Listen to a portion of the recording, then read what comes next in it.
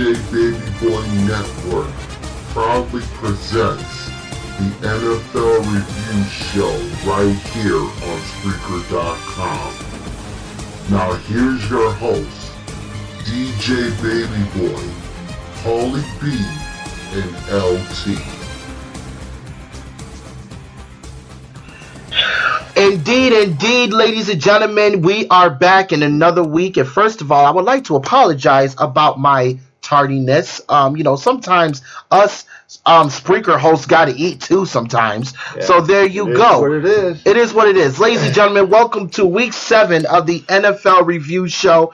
I am DJ Baby Boy alongside my awesome partner in crime, Paulie B, the enforcer. What up, people? The enforcer of the DJ Baby Boy Network. And no LT. LT, you're about to be fired. You got like one more week. You're about to be fired. But it's okay, because we got a backup. You guys know this guy. He's always been on Real Talk. He's also a big-time fan of the NFL himself, and he is one of the followers of the DJ Baby Boy Network. Ladies and gentlemen, please welcome for the first time on the NFL Review Show, but not new to the network, my boy Jesse. What's going on, big guy?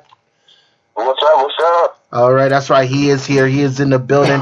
And y'all know how we actually do this. The first thing we do is we go over week 7. So without further ado, we're going to do that. So where's my music? I don't know. I got to do it. Got to do the music. All right, here we go. First game up on deck, we got New England Patriots versus the New York Jets. And although that was a phenomenal, very close game, New England, who never seems to amaze me, they come off once again undefeated, 30-23. Then you have the battle at the Bay, where you have the San Francisco 49ers going up against the former Super Bowl champions, the Seattle Seahawks, where the Seattle Seahawks destroyed them 20-3. Then, ladies and gentlemen, in London, in England, in the UK, you got the Buffalo Bills versus the Jacksonville Jaguars, where the Jaguars walked away a 3-point victory, 34-31. Then you have Mr. Money in the Bank, who's recently got into some trouble. Way to go, Johnny Manziel. But then you got Cleveland Browns versus the St. Louis Rams. And obviously the Rams walked away with that one, 24-6.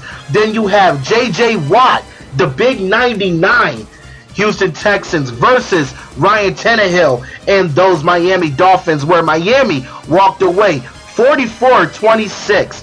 Then you have the Pittsburgh Steelers going up against Alex Smith and the Big Red Machines, as I call them. The Kansas City Chiefs walk away a 10-point victory, 23-13. Then exactly right. then you got my boy Jameis Winston of the Tampa Bay Buccaneers. They're going up against Kirk Cousins and the Washington Redskins, and they said this was the best comeback in their franchise as the Washington Redskins claw their way to victory, 31-30. Then you got the Minnesota Vikings led by Teddy Bridgewater and Adrian Peterson going up against Megatron. Can we say Megatron? Megatron, I love it. And the Detroit Lions led by Matt Stafford. But unfortunately, Matt Stafford and Megatron was a little short when Teddy Bridgewater and those Vikings walked away with the victory, 28-19. Then we have the comeback kids. And no, I'm not talking a wrestling reference, people. We're talking about the New Orleans Saints as they go up against Andrew Luck, who wasn't lucky. Again, he was not lucky. He wasn't lucky as New Orleans walk away 27-21. Then you got ATL Georgia. Those Atlanta Falcons going up against those Tennessee Titans led by my boy. You got to admit, he's starting to kind of rub off you a little bit. You're starting to like him now. You're starting to like him a little bit. Marcus Mariota, the Hawaiian, but unfortunately, it was a low-scoring game, and the Falcons ended up winning that 10-7. How the hell we're not talking about that right now. Now let's get to those Oakland Raiders. Amari Cooper and Derek Carr in those Oakland Raiders going up against who else? Phillip Rivers and those Chargers, who your team hate really bad. But anyway, the Oakland Raiders won out of that, which is very shocking. 37-29, Oakland Raiders gets the victory. Then, ladies and gentlemen, it was the game that everyone was hoping that Dez Bryant was going to show up for, but he didn't. Des Bryant did not show up. But OBJ, Odell Beckham Jr. showed his behind off. Yes, he did. Where the Giants faced the Dallas Cowboys in a rivalry game.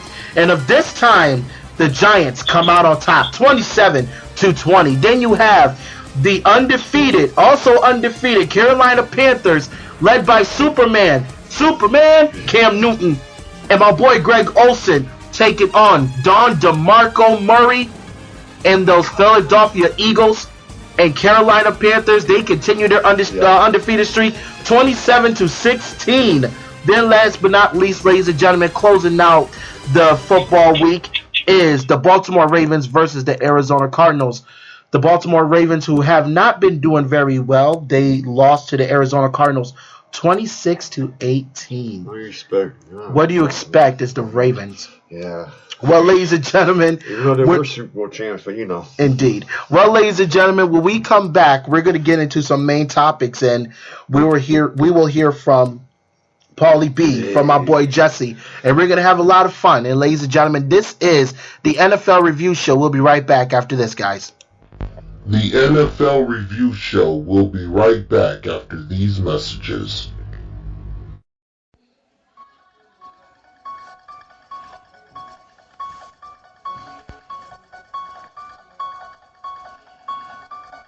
There's some things in life we may not understand. Are you experiencing anything out of the usual? Are you experiencing paranormal activities in your home or business? If so, call on DPC, Dark Angels Paranormal Crew. Dark Angels Paranormal Crew is a group that investigates paranormal activities in homes, businesses, and other areas. So if your home or business is experiencing any paranormal activity, please contact Angela Pierce at 585-732-1317. DPC, Dark Angels Paranormal Crew. Got paranormal? The NFL, ladies and gentlemen, have actually not one, not two, not three, but 5 teams that are currently undefeated in the NFL, believe it or not. And those teams are indeed the New England Patriots, the Denver Broncos, the Green Bay Packers, the Carolina Panthers, and the Cincinnati Bengals. But, ladies and gentlemen, on Sunday, two teams who both are undefeated are definitely going to be fighting to the absolute death. Because one team will walk away with the win, and the other team will have no choice but to walk away with the blemish of the 1 after the 0. And ladies and gentlemen, the game we're talking about, that will be the biggest game for Week 8, as we will discuss it later on. It is indeed the Green Bay Packers, who has been on this serious streak ever since day 1. And on top of that, not only have they been on a streak, but they even lost their key player known as Jordy Nelson, who is their star receiver. Jordy Nelson torn I think it was an MCL, ACL during the preseason games. And ever since then, the Packers has been on a roll. Yep. The Denver Broncos, however, they've also been on a roll, but they said that offensively, not so hot, but defensively, they are definitely kicking butt. So now, gentlemen, today's first topic we're going to talk about. The streak is up for grabs. Green Bay versus Denver. Who will win, Paulie B? Since Denver is your team, let me start with you. Well, let me tell you, man, it's going to be a tough game, people. Let me tell you, because Packers are hot right now. So are the Broncos, so someone's going to lose that one way or the other. But, I'm still going with the Broncos, even though, Green Bay's hot. Well, let me ask you this, Paulie, then. You got some serious weapons on your team.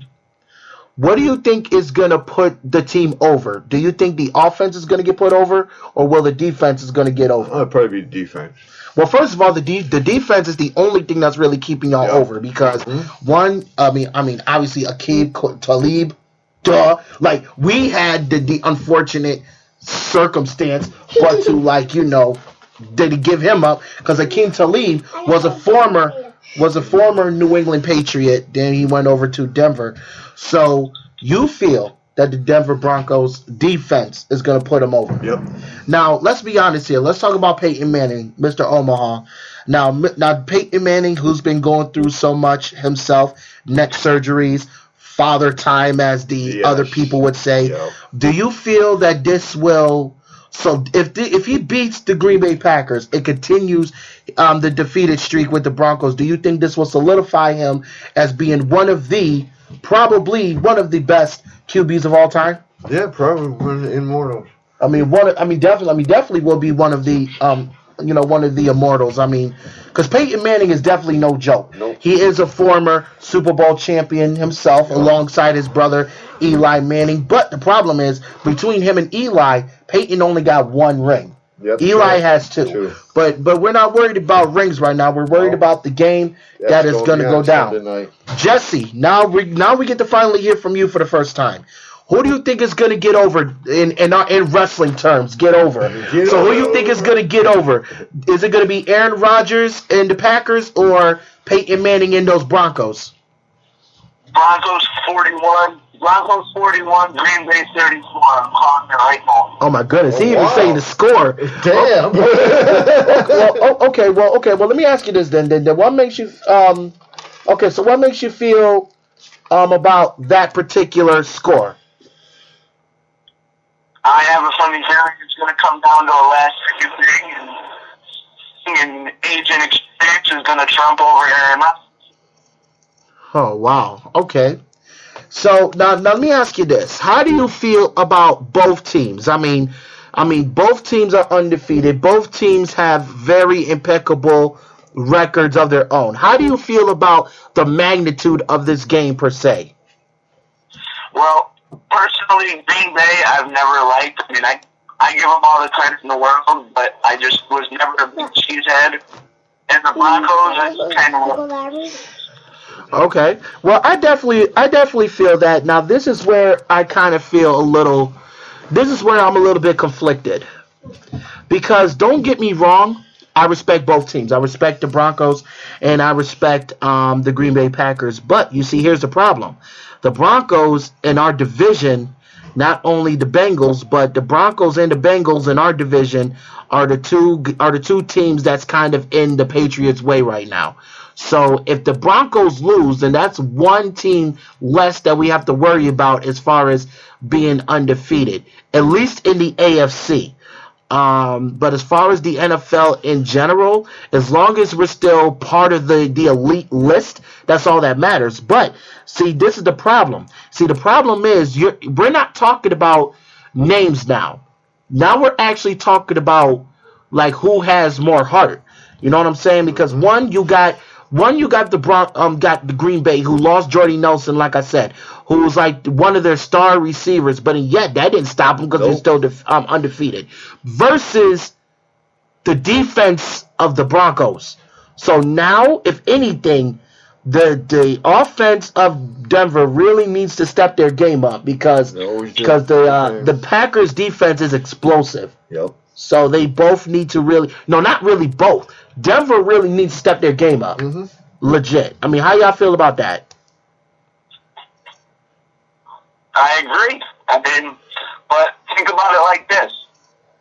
Peyton's 39 years old. Don't you think he wants one more title before he hangs it up? Of course he wants one more title, but here's the problem. The problem is that the league today, no disrespect to Tom Brady or Peyton Manning, but the league today is full of young and explosive players now. So right now, they have to pass the torch one way or the other. Now, sadly, I kind of see Peyton not unless if he already did, pass the torch to Tom Brady already. But now, sadly, Tom Brady has to find someone to pass the torch to. Mm-hmm. So really, in all seriousness, yes, is Peyton going to get one more? Possibly. But here is the problem. The problem we have is the fact, is he Super Bowl ready? Can he be Super Bowl ready by the end of the year? Well, that's the question. I know, like my buddy said, the Cowboys say, the handicap, the cripple. Well, see, here's the thing. Peyton is not crippled. I know. The thing is that, yes, every star quarterback has their problem. Mm-hmm. Tom Brady, what's his issue? His left leg. Yep. He gets hit in the leg, he's done. Mm-hmm.